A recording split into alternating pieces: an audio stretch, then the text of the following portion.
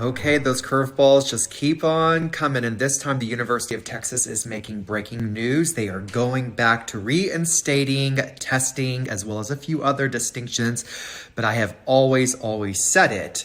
A good test score is going to help you. Applying tests optional to any school can really disadvantage your application, but applying with a low test score can certainly hurt your college application. So UT's actually made recent news. They're in the headlines, and they are actually joining the ranks of other colleges that are moving in the same direction, such as Yale, Brown, MIT, Purdue, Georgetown. These colleges also are going back to being test required.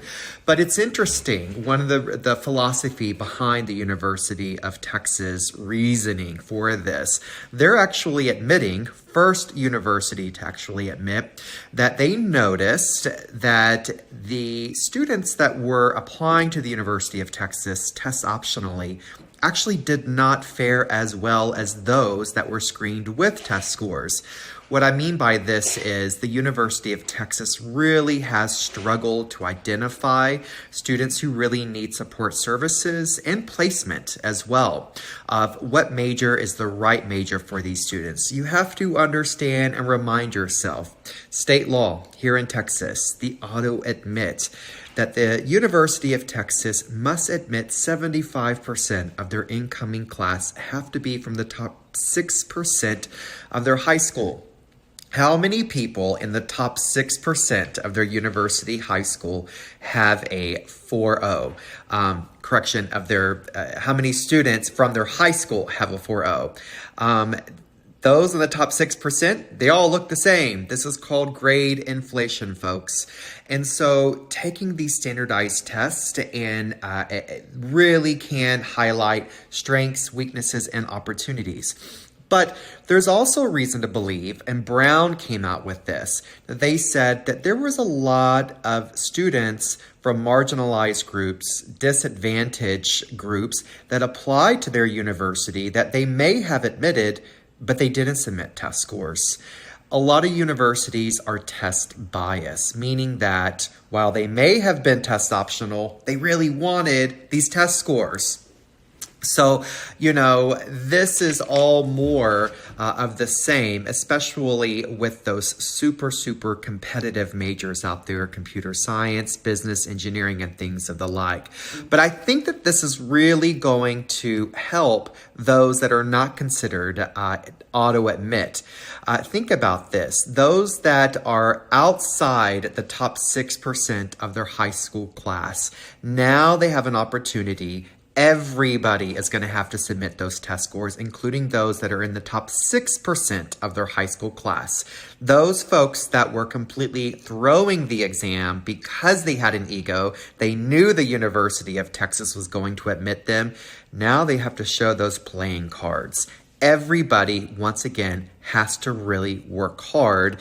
The University of Texas is putting a lot of emphasis on these test scores, so much so that they actually are doing away with one of the short answer questions. So for those applying to UT in the fall of 2025, guess what? Good news for you, less writing. There's only going to be 2 short answer questions. There'll be the question on the major, but there'll be another question that can really help you distinguish and highlight your intellectual curiosity towards the field of study you're going into, or talk about leadership and activities as well.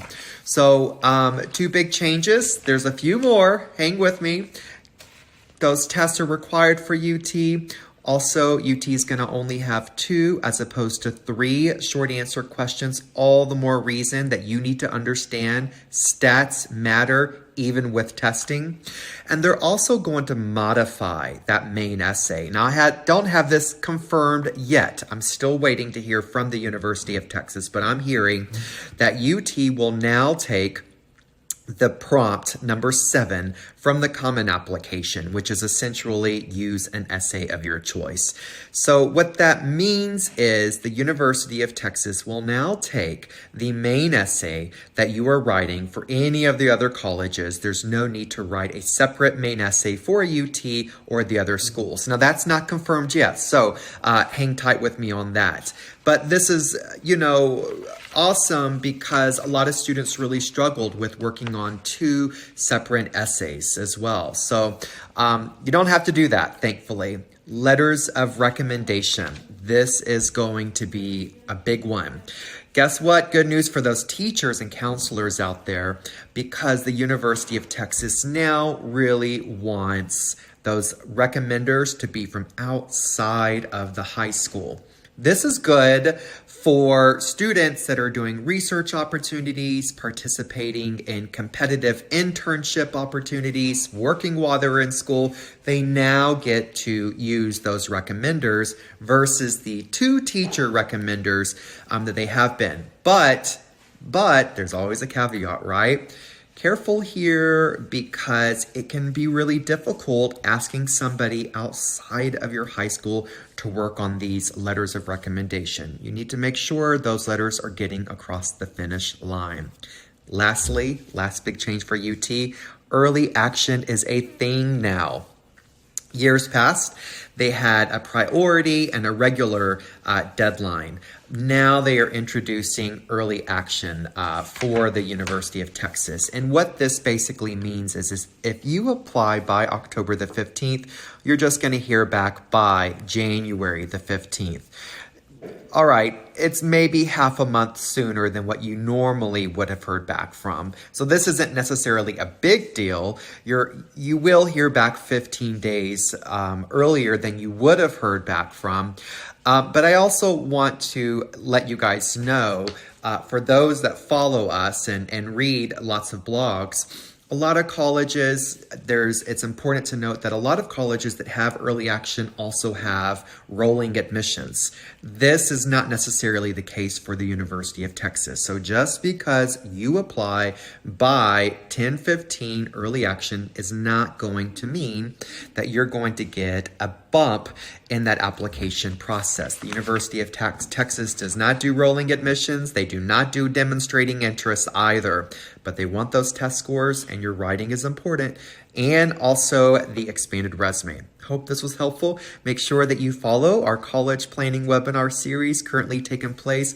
Hook 'em horns to all of those that are dreaming of being on the 40 acres. Bye-bye.